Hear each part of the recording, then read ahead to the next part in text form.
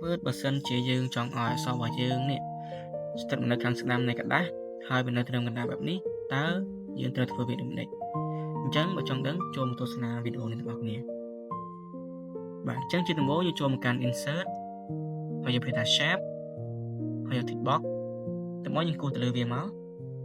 តែមកយើងធ្វើការសរសេរអក្សរដែលយើងចង់សរសេរយើងផាសអក្សរនេះចូលចុះបាទ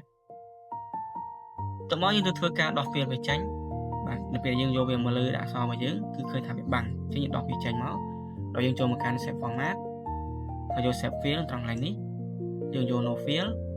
បាទប៉ុន្តែយើងឃើញវាចូលបន្ទាត់ពណ៌ខ្មៅនេះអញ្ចឹងយើងដោះវាដូចគ្នាដែរយើងចូលមកកាន់ save format ឲ្យដើម save outline ហើយយក no outline តើមកយើងធ្វើការអូសមកដាក់នៅខាងស្ដាំរបស់យើងបែបនេះប៉ុន្តែវាអក្សររបស់យើងគឺនៅខាងឆ្វេងនៅឡើយអញ្ចឹងមកចង់វានៅកណ្ដាលគេយើងចូលមកកាន់ home វិញមកហើយយើងយក align center ដើម្បីអក្សររបស់យើងស្ថិតនៅចំកណ្ដាលបែបនេះហើយយើងអាចសេរីទិសដៅរបស់យើងទៅទីតាំងកន្លែងណាក៏បានដែរបញ្ហាទេបាទហើយធ្វើការផ្លាស់ប្ដូរ font វាទៅតាមចំណង់ចិត្តរបស់យើងមកអញ្ចឹងវីដេអូនេះតែប៉ុណ្្នឹងទេសូមអរគុណសម្រាប់បងប្អូនដែលចង់ចេះកុំព្យូទ័រកម្រិតដំបូងសៀវភៅនេះគឺស័ក្តិសមបំផុតសម្រាប់បងប្អូនទាំងអស់គ្នាចាប់អារម្មណ៍គ្មានពាក្យថាចង់រៀនឬឆាតចូល page